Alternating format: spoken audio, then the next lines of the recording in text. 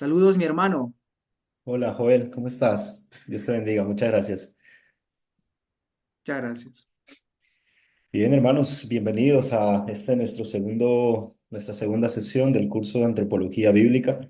El pasado jueves no pudimos encontrarnos debido a algunas actividades que teníamos con el trabajo, entonces hemos pospuesto este tiempo para hoy.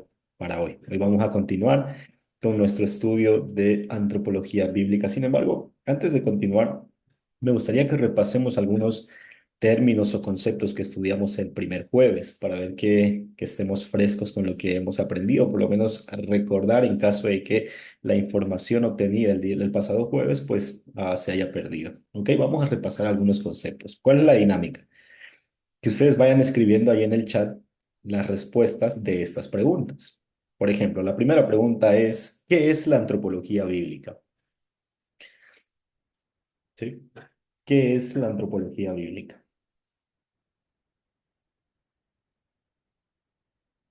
¿Alguien puede responder a esa pregunta en el chat? El estudio del hombre según las escrituras. Muy bien, muy bien. Y es importante aclarar eso. El estudio del hombre según las escrituras, porque nuestro nombre, antropología, tiene un apellido, que es bíblica. Antropología bíblica, el estudio del hombre según las escrituras. Muy bien. Vamos a ir a otra pregunta. ¿Cuántos tipos de antropología existen? ¿Alguien recuerda que el primer jueves de este mes vimos que habían algunos tipos de antropología y los resumimos finalmente en qué? ¿Cuántos tipos de antropología existen? Dos, dice Jonathan Silva. Así es, dos tipos de antropología. Ahora, la tercera pregunta, ¿qué es el hombre? ¿Recuerdan la definición final que dimos en la clase después de ver la antropología materialista, la antropología idealista, la antropología bíblica? Entonces concluimos en una definición sencilla. El hombre es una persona creada, exactamente. El hombre es una persona creada. La quinta pregunta, ¿qué significa que el hombre sea una criatura? Recuerden que hablamos, eso es un hombre, es una persona creada. ¿Qué significa que sea creada, que sea criatura? ¿Alguien recuerda? El hombre es una criatura y por lo tanto es. Y ese es el misterio del hombre, dijimos, ¿no? Que depende de Dios, depende de su creador, exacto. Y finalmente, la última pregunta es, ¿qué significa que sea persona? Independiente. Que es independiente, que tiene cierto grado de libertad. Ese es el misterio del hombre, ¿cierto? Que el hombre es a la vez dependiente como independiente. ¿Sí? Ese es el misterio del hombre. El hombre, entonces, hemos dicho en la pasada clase, que es una persona creada. Bueno, hoy vamos a continuar con las clases 2 y vamos a hablar hoy acerca de el hombre como imagen de Dios. El hombre como imagen de Dios. Entonces, este es un tema, hermanos, muy importante, a razón de que el rasgo más característico de la comprensión bíblica del hombre es que él, o dicho de otra forma, nosotros hemos sido creados a imagen de Dios. Por lo cual, en esta sesión vamos a analizar al hombre como imagen de Dios bajo dos conceptos. En primer lugar, vamos a observar la enseñanza bíblica respecto a la imagen de Dios y en segundo lugar vamos a analizar el panorama o la enseñanza histórica respecto a la imagen de Dios. Entonces, básicamente estaremos estudiando el panorama bíblico y el panorama histórico de la imagen de Dios. Esos dos puntos que ustedes ven en pantalla. Vamos a ver qué dice las escrituras de la imagen de Dios y cómo los diferentes teólogos en diferentes épocas han entendido este concepto de la imagen de Dios. Bueno, empecemos entonces a desarrollar el primer punto, el panorama bíblico de la imagen de Dios. Ahora, cuando hablamos del panorama de la Biblia, debemos considerar tanto el Antiguo como el Nuevo Testamento. ¿Qué dice el Antiguo Testamento de la imagen de Dios? ¿Y qué enseña el Nuevo Testamento de la imagen de Dios? Bueno, empecemos por el primer punto, el Antiguo Testamento. El canon veterotestamentario, hermanos, no dice mucho acerca de la imagen de Dios. De hecho, se refiere de forma explícita al concepto solo en tres pasajes de las Escrituras y todos ellos en el libro de Génesis. Ustedes ven en pantalla los textos que hacen mención de la imagen de Dios.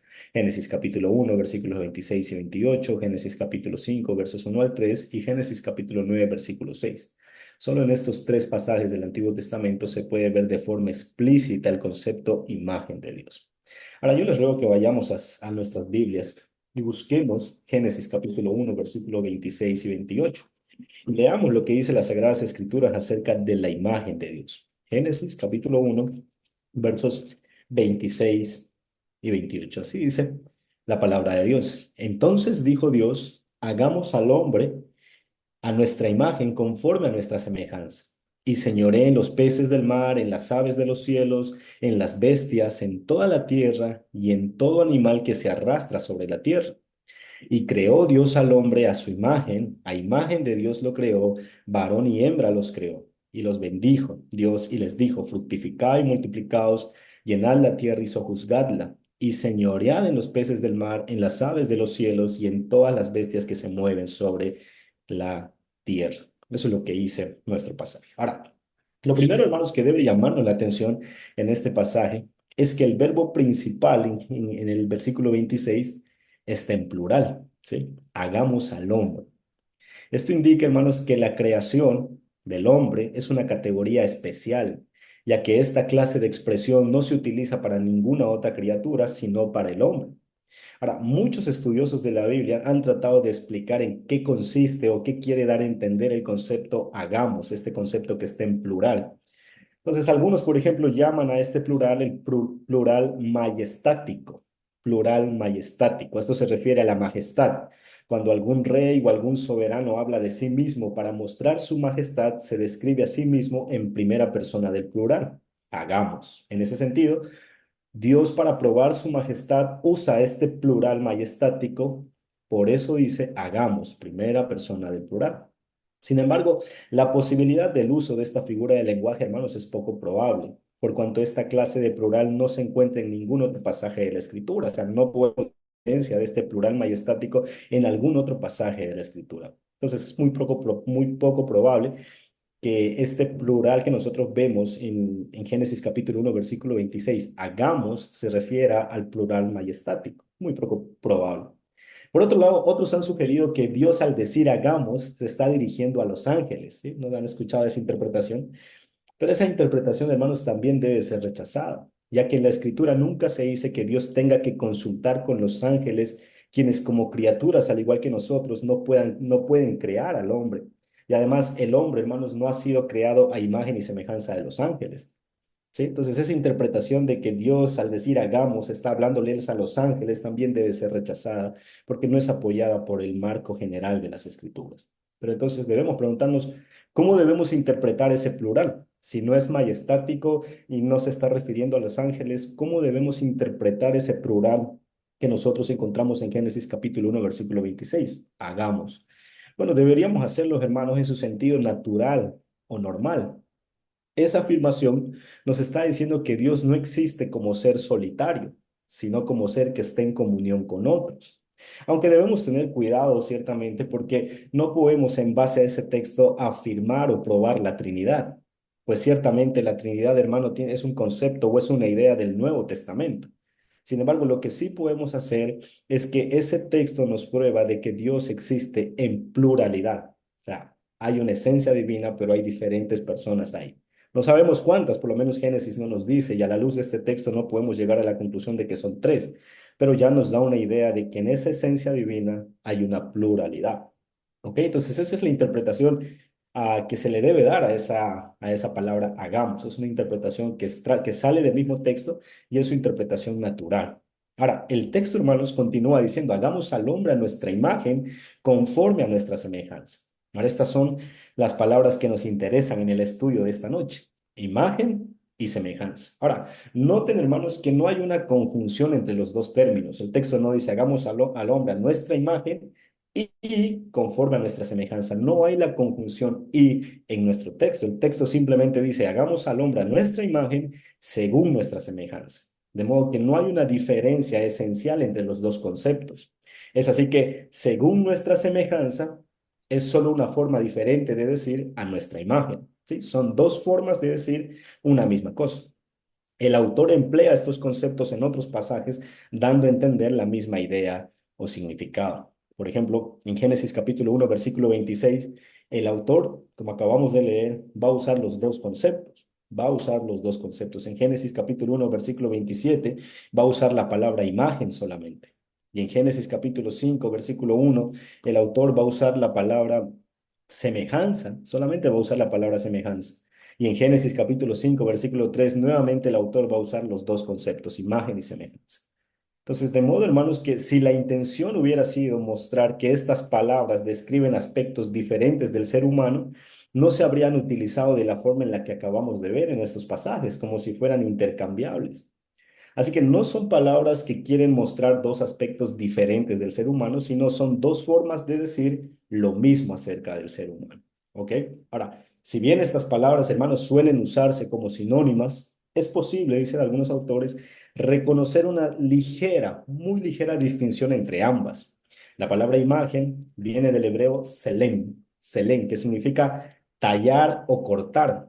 Podría, por tanto, utilizarse para describir una imagen tallada, ¿sí? Es una imagen tallada de un animal, de una persona o de un objeto. De modo que en Génesis 1, esta palabra denota que el hombre retrata a Dios, el hombre representa a Dios. Pero por su parte, la palabra semejanza viene de la palabra hebrea demut, que significa ser como, ser como. Se podría decir entonces que en Génesis 1, la palabra semejanza denota que el hombre es como Dios en ciertos aspectos. Por lo tanto, que estos dos conceptos significan que el hombre es una representación de Dios y que es como Dios en ciertos aspectos, por lo menos en los aspectos de sus atributos comunicables. ¿Ok? Entonces, pero si se dan de cuenta, en un sentido general, estos dos conceptos tratan de enseñar una sola cosa del hombre. Ahora, hermanos, debemos preguntarnos aquí, eso sucede en Génesis 1, bueno, y en Génesis 2 aún el hombre está en el huerto del Edén, pero ¿qué pasa en Génesis 3 cuando el hombre cae en pecado? ¿El hombre pierde la imagen de Dios o no? Bueno, la caída, como ya les dije, se da en Génesis capítulo 3. Pero es interesante leer que en Génesis capítulo 5, en el primer versículo de Génesis capítulo 5, después del relato de la caída, se sigue hablando de Adán como portador de la imagen de Dios. Es interesante eso, porque en Génesis 3 se muestra la caída, pero en Génesis capítulo 5, después de la caída, se sigue hablando de Adán como portador de la imagen de Dios. Ahora, no habría por qué decir esto si ya para ese entonces la imagen de Dios hubiera desaparecido. En su lugar, podemos en realidad pensar que la imagen de Dios después de la caída fue mancillada, fue distorsionada, pero no podemos pensar que la imagen de Dios desapareció por completo después de la caída. Decir eso es aseverar algo que las escrituras no enseñan. Después de la caída, la imagen de Dios es mancillada, es distorsionada en el hombre, pero no fue eliminada por completo, porque eso no nos enseñan las escrituras. Ahora, hasta aquí entonces hemos visto que las palabras imagen y semejanza son usadas como sinónimos en el Antiguo Testamento, aunque podemos notar cierta distinción, pues la palabra imagen señala que el hombre representa a Dios, mientras que la palabra semejanza manifiesta que el hombre es como Dios en ciertos aspectos, como ser sus atributos comunicables. Ahora, todo esto desde la óptica del Antiguo Testamento. Pero veamos qué dice respecto a la imagen de Dios el Nuevo Testamento. Bueno, vayan conmigo, por favor, a Santiago capítulo 3 versículo 9. Santiago capítulo 3 versículo 9. Y vamos a leer um, un pasaje clave acerca de la imagen de Dios en el Nuevo Testamento. Santiago capítulo 3 versículo 9. Miren lo que dice las Sagradas Escrituras. Hablando de la lengua, ¿no? Con ella bendecimos al Dios y Padre y con ella maldecimos a los hombres que están hechos a la semejanza de Dios. Ahora, en este versículo, hermano Santiago explica la incoherencia de la que son culpables las personas cuando utilizan la misma lengua para alabar a Dios y luego para maldecir a las personas. Es incoherente usar este mismo instrumento para alabar a Dios y maldecir a las personas. Pero pregunta, ¿por qué estamos enfrente de esta incoherencia? Porque los seres humanos a los que maldecimos son criaturas que han sido hechas a imagen de Dios. Por lo tanto, maldecir a personas significa maldecir a Dios mismo, porque esas personas, hermanos, reflejan la imagen de Dios. Esas personas son la imagen de Dios, en esas personas está la imagen de Dios. Por eso el verso 10 dice, de una misma boca procede bendición y maldición. Hermanos míos, esto no debe ser así, dice Santiago. Ahora bien, es también importante notar que la palabra hechos, que está en Santiago capítulo 3 versículo 9 o creados en otra versión, viene del griego gegonotas. que significa llegar a ser o ser hecho. Y que este verbo, hermanos, en el idioma original está en tiempo perfecto, lo cual sirve para describir una acción pasada con resultados permanentes. Con esos dos conceptos o bajo ese marco, la idea de esta expresión es que los seres humanos que se describen son personas que fueron hechas en algún momento en el pasado a semejanza de Dios y siguen siendo portadores de la imagen de Dios. Esa es la luz que nos da el idioma original, el tiempo en griego, la palabra en griego. Estas personas en algún momento fueron hechos a imagen de Dios, pero ahora siguen siendo portadores de la imagen de Dios. Por esta razón, hermanos, resulta incoherente alabar a Dios y maldecir a los hombres con la misma lengua. Resulta incoherente alabar a Dios y no ayudar a las personas cuando lo necesitan, porque en esas personas está la imagen de Dios. Así que las criaturas, hermanos, a las que maldecimos, a las que pagamos con mal, a las personas que no apoyamos, siguen siendo portadores de la imagen de Dios. Y cuando no nos enfocamos en esas personas, pero el domingo vamos a la iglesia a alabar a Dios como si nada hubiese pasado, estamos siendo incoherentes, dice Santiago. Ahora, hay algunos otros pasajes también que hablan de la imagen de Dios en el Nuevo Testamento y les ruego que ustedes puedan anotarlos para que los estudien y los repasen en sus casas. Romanos capítulo 8, versículo 29. Segunda Corintios capítulo 3, verso 18, Colosenses capítulo 3, versos 9 y 10, y finalmente Efesios capítulo 4, versos 22 y 24. Todos estos pasajes, hermanos, enseñan que la meta de nuestra redención en Cristo es hacernos más como Cristo. Él es la imagen perfecta de Dios. Esto nos quiere decir que la imagen de Dios, hermanos, no es estática. Por lo menos ahora que se ha distorsionado la imagen de Dios en nuestras vidas como cristianos no es estática, sino que es dinámica. Es el modelo según el cual nuestras vidas están siendo renovadas por el Espíritu Santo. A medida que estamos siendo santificados por el Espíritu Santo, la imagen de Dios está mostrando con mayor luz en nuestras vidas en base a nuestra santificación. Así que podemos concluir en esto respecto a la imagen de Dios desde un panorama bíblico. Primero podemos decir entonces que la imagen de Dios, perdón, la imagen de Dios como tal es un aspecto del hombre que no se puede perder, una esencia, una parte de su esencia y existencia, algo que el hombre no puede perder sin dejar de ser hombre. Pero por otro lado, también podemos decir que la imagen de Dios, sin embargo, es como la semejanza de Dios, se pervirtió cuando el hombre cayó en pecado, pero se está restaurando y renovando por el proceso de santificación. Alguien resumió todo esto en tres oraciones. Alguien dijo, en primer lugar, ya no reflejamos a Dios como deberíamos, pero cuando conocemos a Cristo, el Espíritu Santo hace posible que reflejemos a Dios de una forma más adecuada y algún día en la glorificación vamos a reflejar a Dios de manera perfecta. Entonces ya no reflejamos a Dios como deberíamos, ahora con el Espíritu lo hacemos de una forma más adecuada, pero en la glorificación reflejaremos a Dios de una manera perfecta. Ok, hasta aquí, hermanos. Entonces, estamos aprendiendo acerca de la imagen de Dios tanto en el Antiguo como en el Nuevo Testamento. Sin embargo, a lo largo de la historia se ha pretendido dar interpretación a estos conceptos de diferentes formas. A lo largo de la historia de la Iglesia, diferentes teólogos de diferentes épocas han pretendido dar una interpretación a estos conceptos, a la imagen y semejanza de Dios. ¿En qué consiste la imagen de Dios? Es la respuesta que muchos teólogos se han preguntado a lo largo de la historia. Y eso es lo que vamos a ver ahora. Un panorama histórico de la imagen de Dios. Y vamos a tratar de que estos tres autores, estos tres teólogos históricos respondan por lo menos estas dos preguntas. En primer lugar, ¿en qué consiste la imagen de Dios? Y en segundo lugar, ¿qué pasa con la imagen de Dios después de la caída? ¿Okay? Vamos a ver en primer lugar entonces a este personaje que ven en pantalla, se llama Irineo de León. Bueno, Irineo fue obispo de León. Él vivió en los años 130 al 200 después de Cristo. Para él escribe una obra titulada muy conocida como Contra las herejías. Y en ese tratado, Ireneo trata de refutar de forma vigorosa los errores doctrinales del gnosticismo. Ahora, para Irineo, vamos a hacerle la pregunta. Irineo, ¿en qué consiste la imagen de Dios? Bueno, para él hay una distinción entre imagen y semejanza. Es decir, Irineo piensa que esos dos conceptos son totalmente diferentes.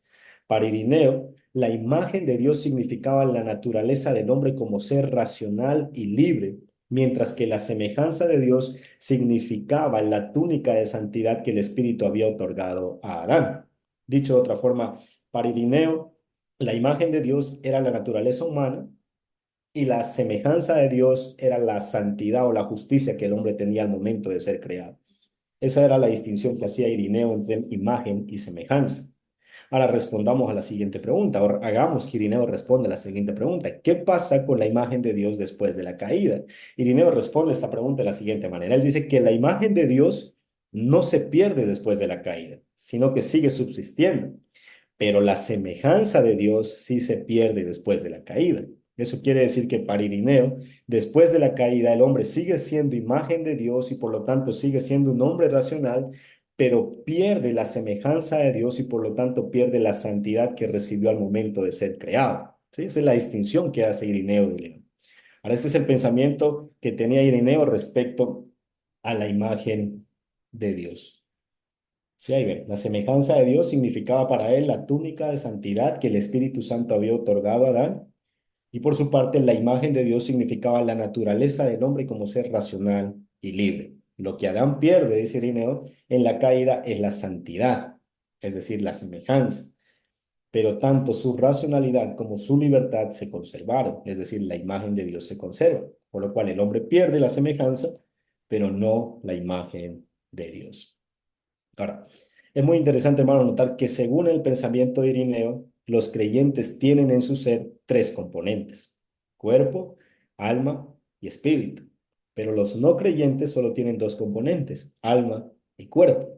Ahora, miren que la idea tripartita de la composición del hombre tiene sus inicios desde tempranas épocas de la historia de la iglesia. Por lo menos Irineo de León ya va mostrando que el hombre está compuesto, los creyentes están compuestos de alma, cuerpo y espíritu, y los no creyentes están compuestos solamente de alma y cuerpo. Claro, los no creyentes no tienen el espíritu, porque el espíritu es esa túnica de santidad que le fue dado a Adán en el momento de ser creado. Y como los no creyentes no son santos, pues no tienen el espíritu de Dios. El pensamiento que tenía Irineo de León. Entonces, el cuerpo, la materia, el alma, la túnica de santidad, y el espíritu, la naturaleza del hombre, que es la imagen de Dios. No obstante, hermanos, esta perspectiva está equivocada, pues como hemos visto, estas palabras se usan en las escrituras de forma como si fueran sinónimas. Entonces, podemos notar ciertos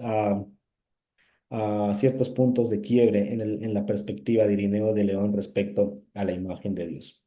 Consideremos ahora a otro teólogo, Tomás de Aquino, quien a menudo es considerado como el mayor filósofo y teólogo de la iglesia medieval. Tomás de Aquino escribe una de sus mejores obras, que es la Suma Teológica. Y en esa Suma Teológica él presenta que la imagen de Dios se encuentra primordialmente en el intelecto o en la razón del hombre. ¿Sí? ¿En qué consiste la imagen de Dios para Tomás de Aquino? Bueno, Tomás de Aquino responde y dice: la imagen de Dios se encuentra principalmente en el intelecto o en la razón del ser humano.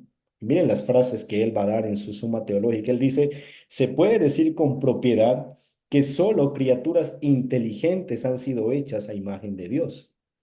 Otra cita: incluso en las criaturas racionales, la imagen de Dios se encuentra solo en la mente. ¿Sí? O sea, aquí nos está apuntando a que la imagen de Dios primordialmente se encuentra en el intelecto, en la mente del ser humano. Leamos una última cita: la imagen de Dios se encuentra de manera más perfecta en los ángeles. Miren la teología de Tomás de Aquino, que en los hombres, porque los ángeles son más perfectamente inteligentes que los hombres. Sí, mira, el pensamiento de Tomás de Aquino es interesante y podemos hacer cuestiones a esa última afirmación, ¿sí? ¿Sí? Porque él dice: la imagen de Dios se encuentra de manera más perfecta en los ángeles que en los hombres, porque los ángeles son más perfectamente inteligentes que los hombres. Así que miren que Tomás de Aquino tiene eso en mente. La imagen de Dios primordial y principalmente se encuentra en el intelecto, en la mente del ser humano. ¿Qué pasa con la imagen de Dios después de la caída para Tomás de Aquino? Bueno, para él, la imagen de Dios persiste en todas las personas, claro, porque es el intelecto, es la mente, y todas las personas, sean creyentes o no, aún siguen conservando su intelecto, siguen poseyendo esa racionalidad. Por lo tanto, el hombre después de la caída sigue poseyendo la imagen de Dios para Tomás de Aquino. Ahora, él hace una sutil distinción y él dice que la diferencia entre los justos y los injustos es que los justos tienen, en un sentido, un más abundante y elevado intelecto que los injustos. Es decir, su imagen de Dios es un poco más elevada que los injustos, en otras palabras. Ahora, lo que nos interesa aquí es que para Tomás la imagen de Dios persiste en todos los seres humanos después de la caída. Sean creyentes o no, la imagen de Dios persiste en ellos porque las personas, sean creyentes o no, aún tienen mente, tienen intelecto, tienen racionalidad. Por lo tanto, la imagen de Dios está ahí. Esa es la perspectiva de Tomás de Aquino. Sin embargo, ante esto, hermanos, debemos decir que el pensamiento de Aquino tiene sus raíces en el pensamiento griego, ¿sí? Cuando vemos eso de que la mente, el logos, eso, hermano, tiene raíces en el pensamiento griego y no tanto en las escrituras. Así que debemos tener cuidado con esta perspectiva. Por otro lado, también podemos admitir en cierto sentido que en la capacidad intelectual humana hay un reflejo de Dios que es el conocedor supremo. Pero decir que la imagen de Dios se encuentra de forma exclusiva y principal en el intelecto del hombre es formular un juicio que es más griego que cristiano. ¿Sí? Entonces, aceptamos que, claro, en el intelecto humano se puede reflejar parte de la imagen de Dios, pero decir que el intelecto, que la mente es el todo, la imagen de Dios, es formular un juicio que es más griego que cristiano. Ese es el pensamiento de Tomás de Aquino. Veamos ahora qué dice otro teólogo, Juan Calvino. Él escribe también una obra muy conocida que es La institución de la religión cristiana. Y para Tomás de Aquino, pues, perdón, para Juan Calvino, le vamos a hacer la pregunta, ¿en qué consiste la imagen de Dios? Bueno, él dice, la imagen central de hombre se encuentra primordialmente en el alma del hombre. Eso es lo que dice Juan Calvino, en el alma del hombre. Sin embargo, él aclara, Juan Calvino aclara o resalta un aspecto diferente. La sede primordial de la imagen de Dios es el alma, pero no hay ninguna parte del hombre, ni siquiera su propio cuerpo, en la que no brille algunos destellos. Es decir, de todo lo que está compuesto el hombre, todo eso es parte o refleja la imagen de Dios. No podemos hacer una división, dice Juan Calvino, entre la mente es la imagen de Dios, pero el cuerpo no refleja la imagen de Dios. No, para Calvino todo el hombre en su ser completo es imagen de Dios. ¿Sí? Y ahí podemos ir, por eso decíamos hace un momento, sí, la mente refleja la imagen de Dios, pero no únicamente la mente, sino todo el hombre en su refleja la imagen de Dios. Además, Juan Calvino, basados en Colosenses capítulo 3 versículo 10 y en Efesios 4 24, concluye que la imagen de Dios en el hombre incluía originalmente verdadero conocimiento, justicia y santidad. Vamos a leer esos dos pasajes. Colosenses capítulo 3, vayamos a nuestras Biblias y leamos Colosenses capítulo 3 versículo 10 y Efesios capítulo 4 versículo 24.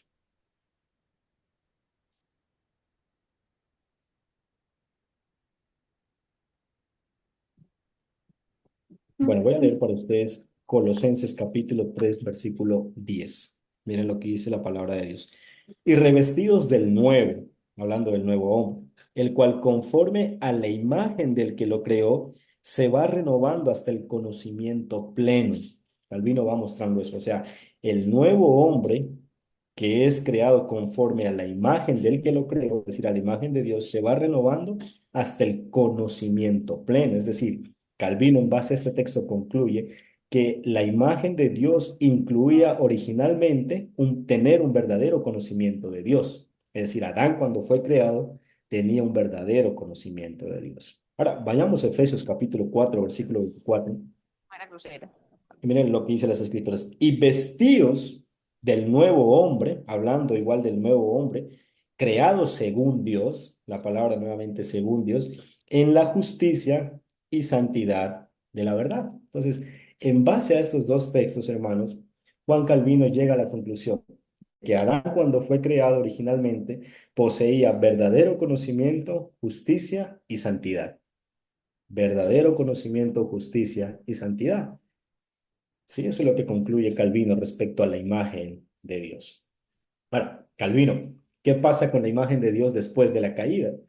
Bueno, para Juan Calvino, la imagen de Dios no quedó totalmente destruida por la caída, sino que fue espantosamente distorsionada. Él usa esas dos palabras en su institución, espantosamente distorsionada. Sin embargo, esta imagen distorsionada puede renovarse. Pregunta, ¿cómo se renueva la imagen de Dios en el hombre? Bueno, Calvino señala que por la obra del Espíritu Santo, quien por medio de la palabra vuelve a formar la imagen de Dios en el hombre. Es decir, cuando nosotros somos encontrados por Dios, el Espíritu Santo por medio de su palabra nos da verdadero conocimiento de quién es Dios, nos imputa la justicia perfecta de Cristo y nos santifica hasta su segunda venida. ¿sí? Nos vuelve a crear a la imagen de aquel que creó al primer hombre. Ahora, esta perspectiva, la que nos deja Juan Calvino, nos da una aplicación muy particular y es la siguiente: amar a nuestro prójimo. En palabras de Juan Calvino, recordar que no hemos de pensar en la malicia de los hombres, sino que hemos de considerar únicamente en la imagen de Dios. Ella, con su hermosura y dignidad, puede conseguir disipar y borrar todos los vicios que podrían impedirnos amarlos. Entonces, más allá de la malicia, dice Juan Calvino, de las personas, de los ataques que ellos nos puedan hacer, no debemos concentrarnos en su malicia, sino que debemos concentrarnos en que ellos son imagen de Dios. Y recordar que ellos son imagen de Dios va a disipar y borrar todos los vicios que podrían a nosotros impedir que amemos a esas personas.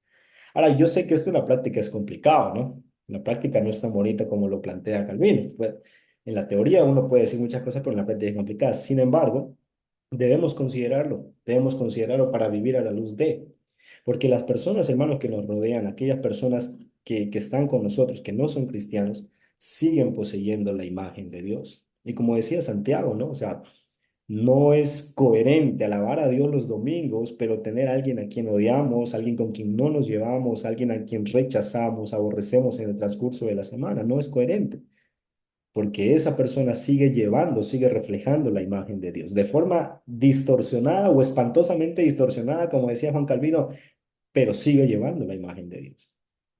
¿Ok? Entonces debemos concentrarnos más en que Él es la imagen de Dios y no tanto en la malicia de esas personas. Eso es lo que dice Juan Calvino. Entonces, de acuerdo al pensamiento de Calvino, podemos decir lo siguiente: el hombre no solamente es portador o poseedor de la imagen de Dios, no solamente eso, sino que el hombre es la imagen de Dios. ¿Qué parte del hombre es la imagen de Dios? Bueno, todo su ser. Todo su ser y sus componentes reflejan un destello de la imagen de Dios. Es decir, la imagen de Dios se extiende al hombre en su totalidad, por lo cual nada del hombre queda excluido de la imagen de Dios. Ese es el pensamiento que tenía Juan Calvino. Entonces, vamos a repasar nuevamente estos tres conceptos. Irineo de León, o Irineo, el obispo de León, Tomás de Aquino y Juan Calvino. ¿Qué pensaba Irineo de León? Bueno, Irineo de León pensaba que la palabra imagen y semejanza se usaban de formas diferentes, ¿sí? Para él, como les dije hace un principio, la palabra imagen denotaba, am, la palabra imagen denotaba la naturaleza del hombre, su racionalidad y su libertad. Y la palabra semejanza, la túnica de santidad con la que el hombre ha sido vestido. Es importante notar esa distinción en el pensamiento de Irineo de León. Hay una distinción entre imagen y semejanza para él. Para Tomás de Aquino, primordialmente la imagen de Dios estaba en el intelecto, en la mente. Incluso él llega a decir esa frase que es llamativa, ¿no? Que la imagen de Dios se encuentra de manera más perfecta en los ángeles porque ellos son mucho más inteligentes que los hombres. Es llamativa, ¿no? La frase que presenta Tomás de Aquino en la Suma Teológica. Y finalmente, para Juan Calvino, la imagen de Dios se encuentra primordialmente en el alma, dice él, pero también se extiende a todo el ser, a la totalidad del ser, a la totalidad del ser humano. ¿Ok? Y esa imagen de Dios consiste en tener verdadero conocimiento, justicia y santidad. De modo que Adán fue creado con verdadero conocimiento, con justicia y santidad, y que nosotros estamos siendo santificados en verdadero conocimiento, justicia y santidad, y algún día llegaremos a tener eso, ese verdadero conocimiento, esa justicia y esa santidad que se expresa en Colosenses 3:10 y Efesios capítulo 4, versículo 24. ¿Ok? Entonces, podemos concluir, hermanos, diciendo lo siguiente. Ya dijimos entonces que el hombre en la primera clase es una persona creada, pero podemos añadir a esa definición con la temática de hoy lo siguiente. El hombre es una persona creada que es la imagen y semejanza de Dios. Entonces, nuestra definición de la pregunta, ¿qué es el hombre?, se amplía un poco más en base a la clase de hoy. El hombre es una persona creada que es la imagen y semejanza de Dios. ¿Ok? Entonces, vamos a quedar ahí. El hombre es una persona creada que es la imagen y la semejanza de Dios. ¿Perfecto? Entonces, vamos a quedar en este punto. porque me gustaría que podamos responder algunas preguntas. El pasado jueves había muchas preguntas sin responder y no quise que suceda lo mismo hoy. Así que tengamos un espacio más responder algunas de las preguntas que puedan surgir esta noche, en base a la clase de hoy o a la clase que vimos el pasado jueves. ¿Ok?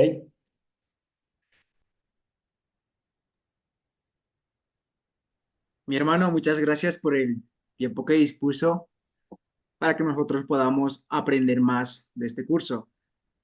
Bueno, ya en el chat de la plataforma pueden escribir sus preguntas, hermanos. Y los hermanos, claro, que quieran preguntar de manera personal por audio, también pueden hacerlo encendiendo sus micrófonos de manera directa con nuestro profesor.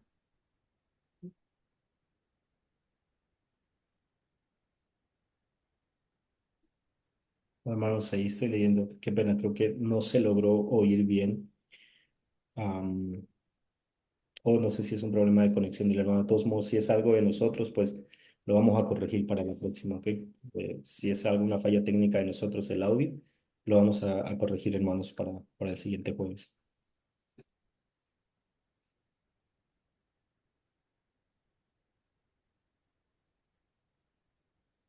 Bueno.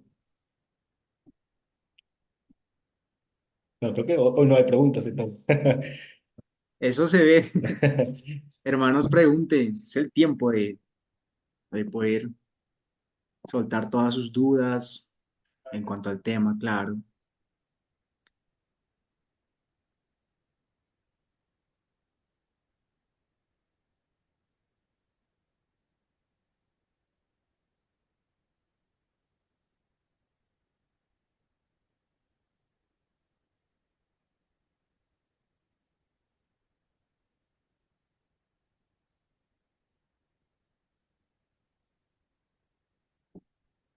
Bueno, ya se ven las preguntas.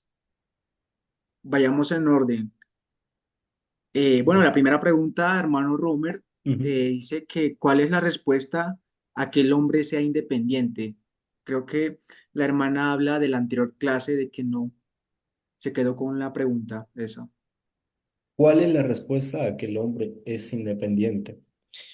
Bueno, entonces empezamos la pasada clase afirmando eso, que el hombre es una criatura, sí, estamos de acuerdo con eso, que depende de Dios para su subsistencia, sí, nosotros estamos vivos, tenemos todo lo que tenemos porque dependemos de Dios, pero a la vez el hombre también es una persona, es un ser, es una persona, y como persona tiene cierta libertad y tiene cierta independencia, es decir, nosotros no somos robots, eso es lo que tratamos de transmitir, ¿cierto? La idea que se quiere transmitir es que no somos robots y Dios nos puede controlar en base a mecanismos robóticos y hacer lo que Él quiera, ¿no? No, nosotros somos responsables de nuestros actos.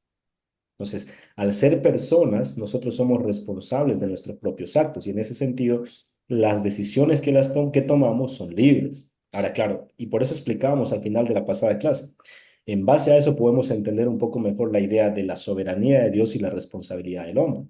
Dios es soberano, sí, pero el hombre también es responsable de sus actos. Entonces, a eso apuntamos al decir que el hombre es una persona, es una criatura que depende de su soberano, pero también que es independiente y que tiene cierta libertad, por ejemplo, para elegir qué vamos a comer, qué vamos a vestir. Los pecados que nosotros elegimos hacer voluntariamente son nuestra elección. No es que Dios nos induce a pecar. Nosotros pecamos porque somos personas libres de elegir entre algo. Entonces, el hombre, ahí llegamos a la conclusión de que es una persona creada. Le dice Josué en el último capítulo de Josué, precisamente dice, decidan ustedes a quién van a creer. Entonces, miren que hay una elección, sí, independencia al momento de elegir, si van a creer a Dios o van a creer a los dioses paganos, ¿sí? Dice Josué, pero más yo y mi casa serviremos a Jehová. Es Josué quien está eligiendo. Claro, Dios en su soberanía lo está permitiendo, pero el hombre no es un robot, sino que es una persona que tiene decisiones y que puede elegir libremente. Esa es la idea, hermana, con independiente, que es una persona. Entonces, los dos conceptos. Es una criatura, pero a la vez es una persona. El hombre no es un robot, es una persona.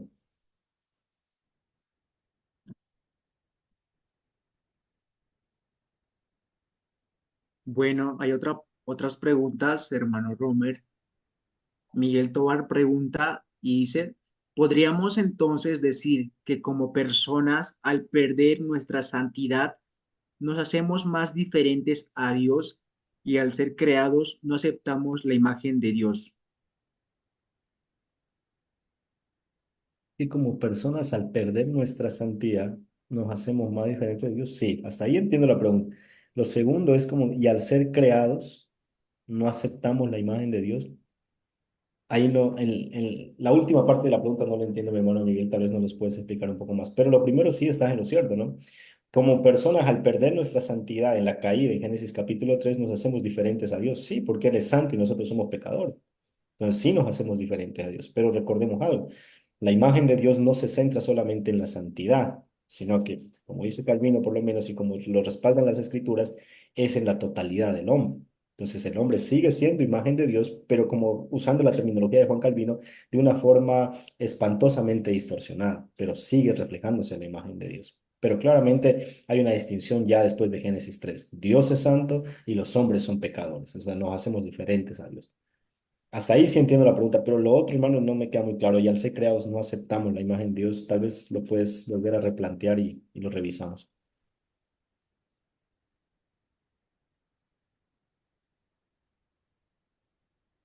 Bueno, hay más preguntas. Steven Gutiérrez también pregunta y dice, ¿el pensamiento de Calvino respecto a la imagen de Dios en el hombre es universal de la fe reformada? Steven, mi hermano, Dios te bendiga, ¿cómo estás? Pues mi hermano, mira, por lo menos en las confesiones de fe, tanto en la de Westminster de 1647 y en la Confesión Bautista de Fe de Londres de 1689, sí se plantea la misma idea de Calvino, usando Colosenses capítulo 3 versículo 10 y Efesios capítulo 4 versículo 24. El hombre, la imagen de Dios en el hombre consistía en que él originalmente fue creado con verdadero conocimiento, con santidad y con justicia. Es algo que los reformadores como tal lo asimilaron tanto que lo plasmaron en sus mismas confesiones de fe.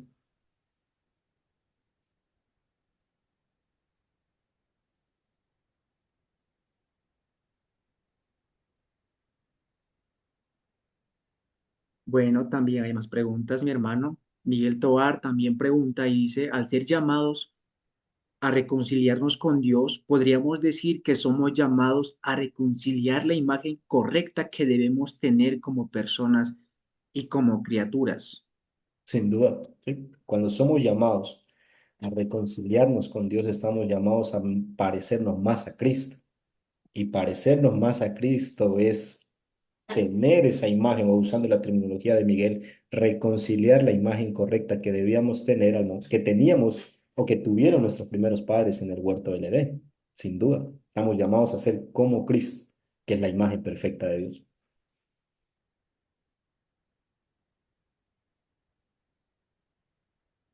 Bueno, Miguel Tovar también pregunta y dice, al ser creados significa que dependemos de Dios para tener una imagen como un reflejo y al ser pecadores no aceptamos reflejarlo.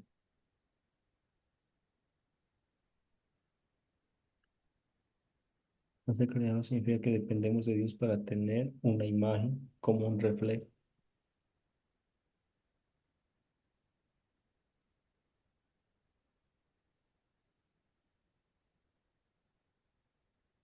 Sí, sí, o sea, por una parte sí, pero por otro lado, o sea, no depende de nosotros como personas reflejar o no la imagen de Dios.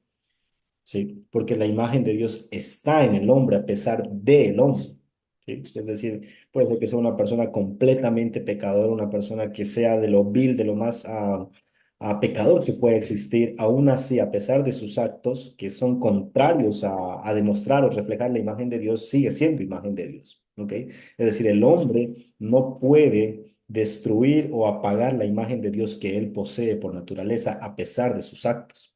Sí, entonces eso debe quedar claro. No importa lo que el hombre haga, no importa los pecados que cometa o lo más vil que pueda hacer el hombre, él no puede eliminar o desaparecer la imagen de Dios que él ya posee al ser creado por Dios. ¿Sí? Entonces eso debe quedar claro, mi hermano.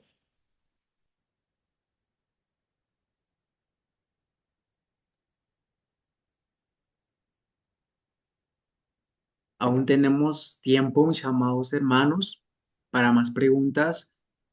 Y también Fabián comenta, ¿no? Dice el apóstol Pablo, dice que estamos compuestos de cuerpo, alma y espíritu, cuando Génesis dice que Dios lo creó cuerpo y espíritu. Así es. Ese es una- un texto en el que, pues, que es usado por aquellas personas que creen que el hombre es tripartito. Ahora, yo quiero ser claro acá. Am, no quiero ser contundente y rotundo al decir que es una herejía total decir que el hombre es tripartito, ¿no? Yo lo que quiero decir es simplemente que el hombre está compuesto por una parte material y por una parte inmaterial. Cuando el apóstol Pablo habla de que el hombre es alma, cuerpo y espíritu, el apóstol Pablo simplemente está haciendo un énfasis en alma y espíritu. Lo mismo que hace el Señor Jesucristo cuando dice deben amar al Señor su Dios con todo su corazón, con todas sus fuerzas, con toda su mente, ¿sí?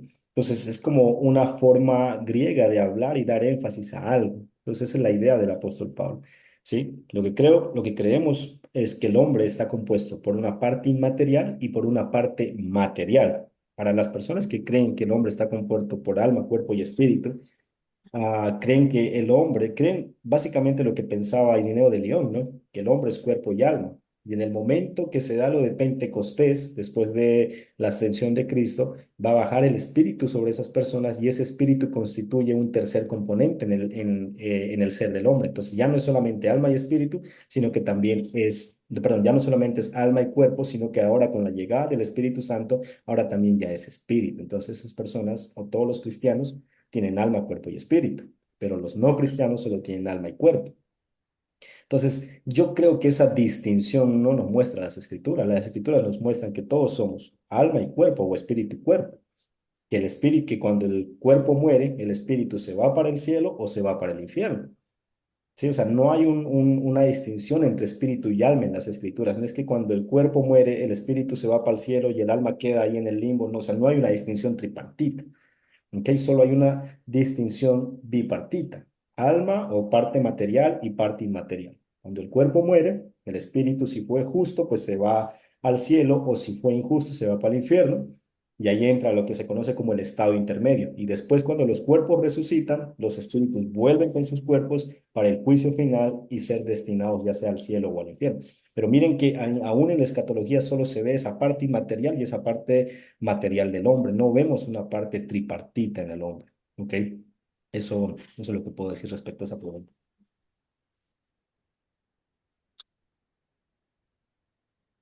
Total, mi hermano Miguel, esa es la conclusión a la que llego. Aunque el hombre no quiera reflejar a Dios, no puede dejar de reflejarlo. O sea, de solo ver a un hombre ahí. Aquí en Medellín, yo vivo acá en Medellín, y hay muchos indigentes a veces por el centro de la ciudad, y uno los ve ahí todos sucios, todo pues con las uñas muy largas, con enfermedades, pero aún así la imagen de Dios está ahí. Y a veces somos tan fríos a eso, ¿no? Los vemos y no hacemos nada por ellos cuando ellos son imagen de Dios.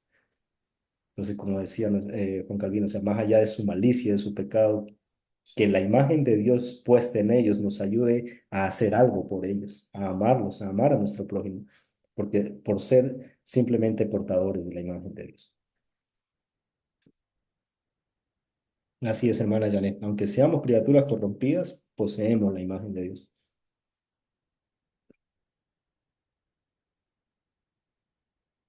Ok, creo que esas son todas las preguntas de esta noche, hermanos. O si tenemos todavía 5 minutos, no sé si alguno tiene alguna otra duda o algún comentario o algo que aprendió tal vez en otra clase que lo pueda socializar, pues bienvenidos, mis hermanos. Hermano Frank, creo que está levantando la mano.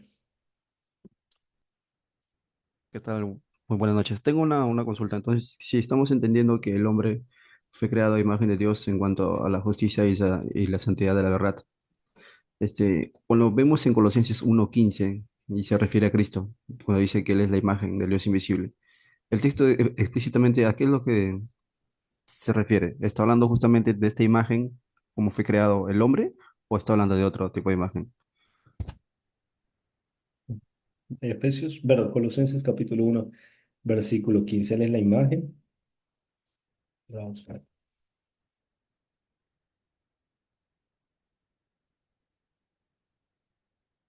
Ok, sí, bueno, mira. Pablo va a hablar ahí de que Cristo es el primogénito, ¿cierto? De que Él tiene preponderancia sobre toda la creación, porque Él precisamente es la imagen de Dios. Entonces, lo que Pablo no nos está hablando un poco de nosotros como criaturas que portamos la imagen de Dios, sino que está hablando de Cristo, quien es realmente la imagen de Dios. Y al decir que Cristo es la imagen de Dios, nos debe llamar a nosotros a pensar en el concepto o en la idea de que nosotros, al ser creados imagen de Dios, debemos parecernos más a esa imagen de Dios. ¿Sí? Entonces, la idea de Pablo es esa, mostrar que Jesucristo es la imagen de Dios y que por Él fueron creadas todas las cosas. ¿Sí? Y que nosotros, al ver que Él es la imagen de Dios y que nosotros poseemos la imagen de Dios distorsionada, debemos apuntar también a eso, a ser la imagen de Dios como Cristo es la imagen de Dios. Y esa es nuestra meta, ¿no? Cuando en el momento que nosotros somos redimidos, nuestra meta es parecernos más a Cristo, ser como Cristo, quien es la imagen de Dios. Y eso es lo que hacemos con la ayuda del Espíritu Santo, a parecernos más a nuestro Señor Jesucristo.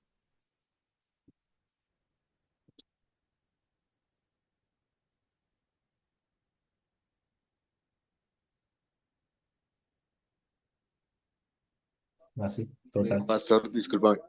Eh, es decir, que al nosotros reflejar la imagen de Dios y al tener la imagen de Dios y al ver la imagen de Dios en las personas, como tú decías, en los indigentes, eso cambia completamente el concepto de las iglesias.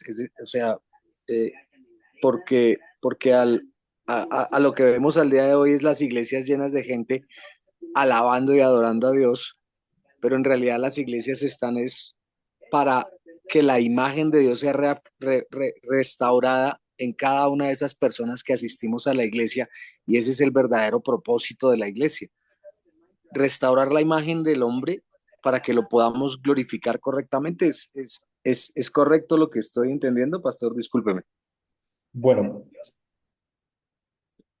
hay que hacer ciertas correcciones a esa afirmación, ¿sí? Porque si bien nosotros tenemos ese llamado, la gran comisión que nos da el Señor Jesucristo en Mateo, es ir y predicar el Evangelio a toda la nación. Y es a través de esa predicación del Evangelio que las personas son transformadas y la imagen de Dios es restaurada hasta que Cristo venga por segunda vez, ¿sí? Pero es a través de la predicación del Evangelio. Eso no cambia nuestra óptica porque el hecho de congregarnos los domingos y adorar a Dios es un precepto bíblico, ¿sí? Una cosa no elimina la otra, ¿sí? El precepto bíblico está ahí, que debemos de congregarnos, como dice Hebreos, ¿verdad? No dejando de congregarnos como algunos tienen por costumbre. Debemos es congregarnos para alabar y para adorar a Dios como cuerpo de Cristo. Y lo otro es que nuestra gran comisión, como esa iglesia que se congrega para adorar a Dios, es ir a predicar el Evangelio, y el Espíritu Santo por medio de su palabra llama a los perdidos y restaura la imagen distorsionada que está en ellos. Entonces, lo que quiero decir es que una cosa no elimina la otra, sino que es un trabajo conjunto del reino de Dios, el congregarnos, el alabar y el predicar el Evangelio para que para que la imagen de Dios sea restaurada en los elegidos de Dios.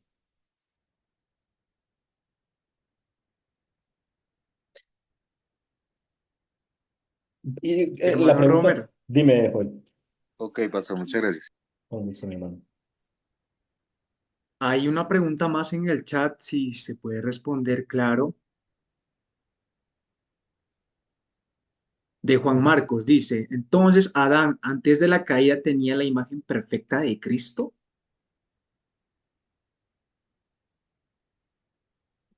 Es una buena pregunta. No, no, porque Adán tenía la posibilidad de pecar. Adán tenía la posibilidad de pecar. Cristo no puede pecar. ¿Sí? Entonces, pongamos, para que nuestra mente entienda en niveles. Cristo no podía pecar. Adán tenía santidad y justicia perfecta, pero aún tenía la posibilidad de pecar. Entonces, si hay la posibilidad de pecar, no es una justicia y santidad perfecta, porque existe la posibilidad de pecar.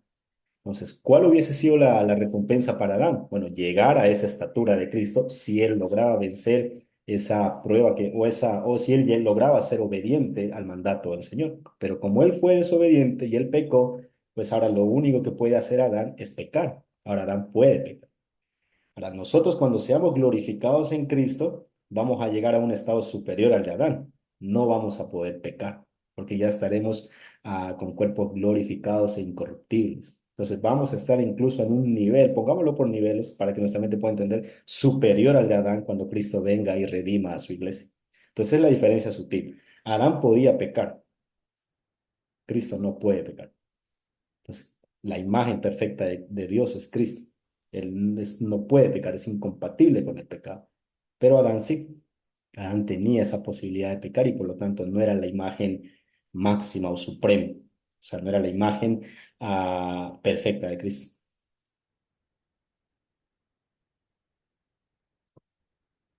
Frank, creo que quiere decir algo, Frank.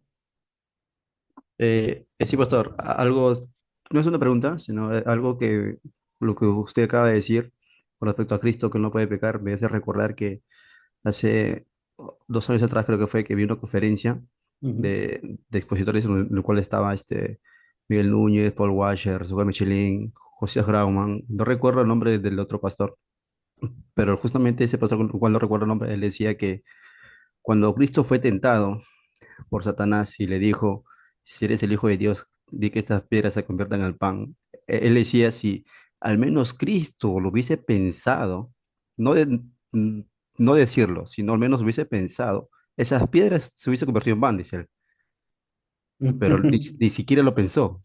Así de santo ha sido Cristo, dice él. ¿No?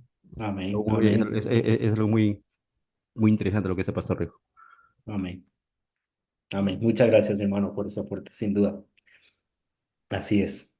Muchas gracias, mi hermano Romer. Debido al tiempo programado